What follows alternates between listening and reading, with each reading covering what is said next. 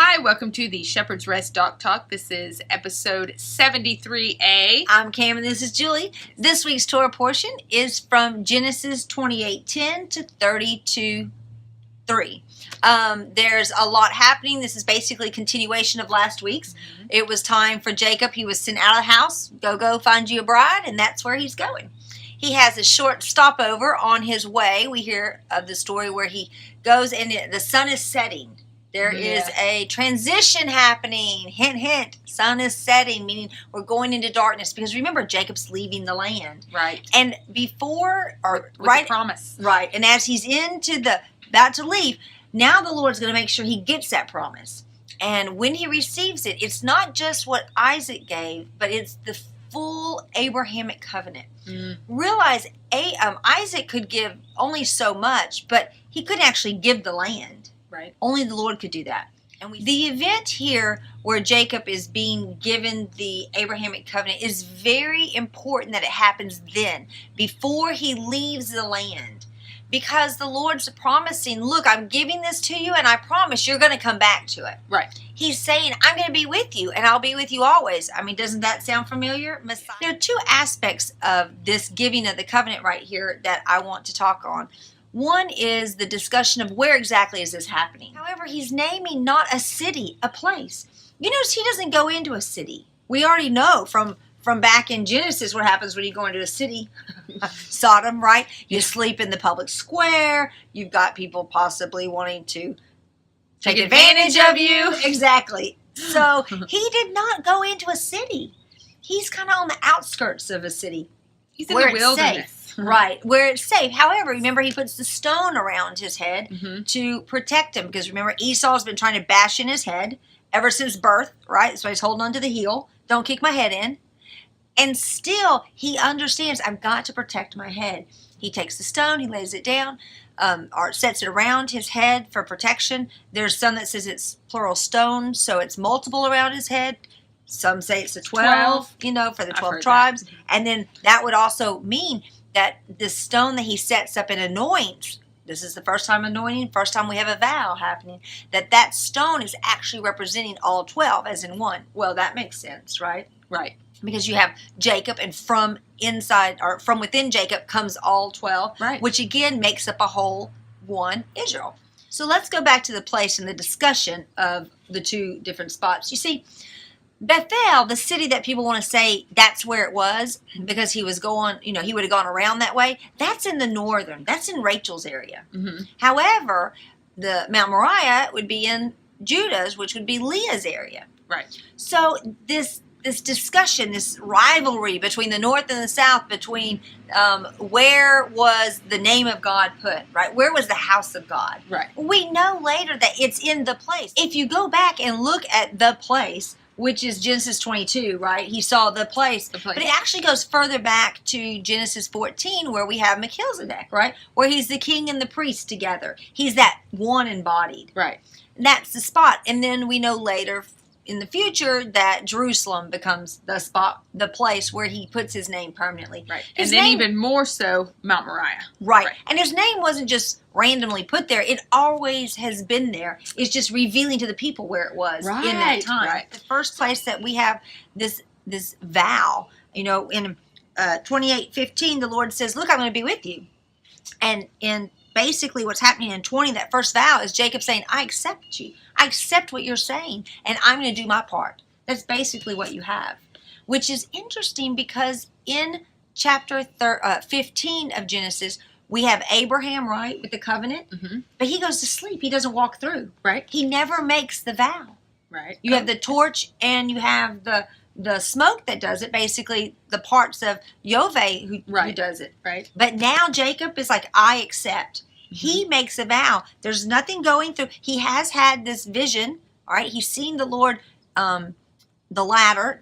He's seen Messiah, the idea that he's going to be connecting the heavenly and the earthly. But now he takes responsibility and says, yes, I accept this, and he makes this vow. And we've already seen that he wanted to accept it. We've already seen that he wanted eagerly, it. Yes. But now the Lord's like, okay, pulling him, setting him apart even more. Absolutely. And doing that before he goes in. Right. Or goes out of the land. So that when he comes as a back promise in. that he's coming in. Right. You know, that's funny because that's what we see in the prophets this week. Yeah. In Hosea. He's about to send the northern kingdom out. Right. And it's said to have taken place at Bethel, but it would be the city Bethel. Right. Yeah. And this is not necessarily the city of Bethel. Julie and I do not believe this is the city of Bethel. We believe that this is the same place that Abraham in chapter 22 brings Isaac. The second thing about this promise is the word until. There seems to be a lot of confusion because in 15 he says at the end of it, he says, "For I am not going to leave you until I have done what I've spoken to you." Now, granted, if it were the until, like we think, like and then you'll leave, this doesn't happen until heaven and earth completely pass away. Yeah. I mean, so it doesn't really matter because it's going to end up being all the way into eternity. And in a way, he does fulfilled. leave him at that time because we go into a new era where he's here in a completely different aspect. That's a good point. What I mean? So right. the way that we know him as here will end right at the cusp of eternity because then he comes here. Right. And before that, it's Yeshua here. Right, yeah, but the whole thing. It's still the same. That's as true. Now. That's very true. That's very true. The Hebrew also can be seen as more like since. Or, since I'm going to do this for you, I'm not going to leave you. And the same thing when you look at Jacob giving the vow to him. He says, basically, it makes it sound like if you do it, then I'll do this. But he's saying, since you're going to be keeping what you said in verse 15, I'm going to do these things. Right. It's not a if then. They're not making like a contract deal. If you break yours, forget it. They're doing a covenant deal. Right. You both have to keep your ends. Right. Okay. The covenant doesn't just go away. That's a contract. Contract is temporary. Once somebody breaks it, it's done. Covenant, once somebody breaks it, there's consequences, but you stay in that covenant. Time to travel on. He moves up to Haran, and he finds the well. There's so many things about the well. Really don't have time to go into it because I could stay there for the next 40 minutes, but we're not going to. But to me, one of the Friday night. That's right. Yeah, Friday night. To me, the V8 moment was, oh my gosh, we have Rachel coming with Laban's sheep, right? Right. All of his sheep. That tells you that he didn't have a whole lot of sheep. Laban wasn't like this landowner who had thousands of heads of sheep. Right. It's Rachel taking care of these sheep. She's a shepherdess. How do you say that? Shepherdess. Yeah, Shepherdess. She's that. And Jacob is a shepherd. Mm-hmm. I never thought about it, but look at how much they have in common. I mean, their livelihood, there's a lot in common. Why wouldn't he fall in love with her? They're hanging out in the fields together. Right. They're working together. They work together. Isn't that what Messiah, when he looks for his bride, wants? The one that'll work with him? Yes. We know that from Song of Solomon or Song of Songs. And they have the same interests. Right, same interests. I mean, you do fall in love with someone that you share things with. Mm-hmm. When you look at the whole story between Leah and Rachel and Jacob, so often everyone picks their favorites, who they're going to slide. But the truth is the Lord used them both. I would almost suggest that while measure for measure's happening, the idea that you have Leah being dressed up as if she's Rachel, the older being dressed up to look like the younger, mm-hmm.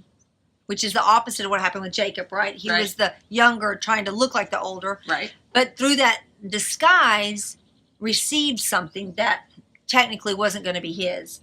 All right. Measure for measure. That's what's happening here with Rachel and Leah. But when you really think about the intricate details of what had to happen, the deceit of Laban, right? Mm-hmm. Laban was the one that deceived. However, who were the people? Leah and Rachel. Rachel had to be quiet about it. Leah had to put on the gown and do it. Okay. But we don't ever call Leah or Rachel the deceivers, do we? No. Yet here we have Jacob beforehand. Who puts all this on him? His mother. Right. Mm-hmm. Rebecca does it. But we call him a deceiver. Yet we call him deceiver. Right. But his whole thing we see in the scripture is Jacob's whole thing is, I don't want to be a deceiver. Not only does he not want to be a deceiver, we actually see here in 29:13, it says that Jacob told Laban all the matters. That means he told him about the deceit. Mm-hmm. He told him about leaving. He told him everything. He's not the deceiver. Yet Laban sees this and immediately says, oh, flesh of my flesh and bone of my bone. Yeah. And I think, well, yeah, because Laban is just seen as, oh, look at you, you trickster. Yeah. Whose sister is Laban? Rebecca. Mm-hmm. They come from the same house. Right. Rebecca's the one that got Jacob to do it. Mm-hmm. And Laban's the one that gets his daughters to do it. Yeah. You see, we need to almost go up one. Go and look at the root cause. It's not Jacob, and it's not Rachel and Leah. Right. But I would say the Lord is using these two parents. So here's my thought. Julie and I were talking about this. Wouldn't it be interesting if the Lord allowed the blessing being switched, all right, allowed it to happen that way so that measure for measure would happen, but only because he knew that Isaac didn't necessarily want to give up giving a blessing to Esau. So he allowed it to happen that way for Rebecca to say, do it this way, so that when he went up north, the Lord wants him or needs him to have the two spouses only to show the future pattern of the northern and southern kingdom, the two separate, and then they come into one. Right. Mm-hmm. And to do that, he's like, all right, well, it needs to act measure for measure because it had nothing ever, had Jacob been perfect, okay, and there had been just all on the up and up, then for him to then been deceived, it would have almost not even been fair. Right. But by knowing that Isaac was going to say no, and knowing that Jacob would have said no to a second wife. I mean, Jacob didn't want to go get wives. His dad didn't have multiple wives. Right. So why would he do multiple wives? Right, yeah. So Good knowing point. he's not going to say yes to two wives, the Lord's like, okay, but this needs to happen because I have a purpose for you.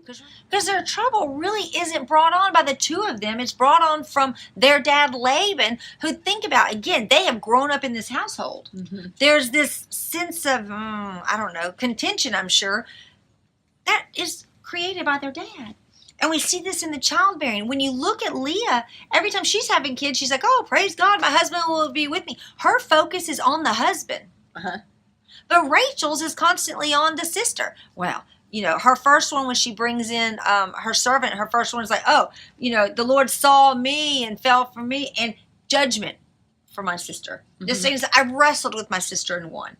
Yeah. And then even after that, when Leah's like, well, I only had the first 4 kids and I stopped having babies, right? Which is interesting because she has Levi and she has Judah. There's the kingly and the priest line. What? Yeah. Okay. Yeah. What else do you need? Because everything else is lagniappe. Yeah. As far as what's needed, right? Right. And then when Leah has the next set of kids through her maiden, she doesn't name them something about the sister. She's like, that's a great idea, sis. I'm going to do it too. She names her next one Good Fortune. Gad, which can also mean truth, but Good Fortune. And then her next kid is Happiness, Blessed. That's She's like not even really aware. Oh, yeah, you sister. Yeah. But the contention there is Leah just wants the husband to love me. Well, love wasn't the point, to favor me. She wanted favor. She wanted to be the favorite. I mean, don't blame Jacob for that. Right. He never asked for her. Right. He was in love, and he, from the beginning, said, I'm in love with this one. So then when you get the other one, so he's just going to forget the love for that one? No. Again, we see where Laban really is conniving because he's like, let's see. Jacob's working so well for me, and look how blessed I am. I've got many shepherds working now. I'd like you for 7 more years. How can I do that? We're just going to say that's not how it works. And he says that's not how we do it. But remember, Jacob has already lived there 7 years. He's learned the culture. Don't you think that would have clicked at some point for him? Right. That, hey, wait a minute. You can't give me what? Yeah. But the fact that Laban was willing to sell his daughters, which they make in chapter 31 very clear that they say we have nothing more to do with our father because he sold us like slaves. Right. The whole idea was never even appropriate to sell your daughters. Then we see at the end of those 7 years, remember, those kids, we have 11 children born in 7 years. It's a lot.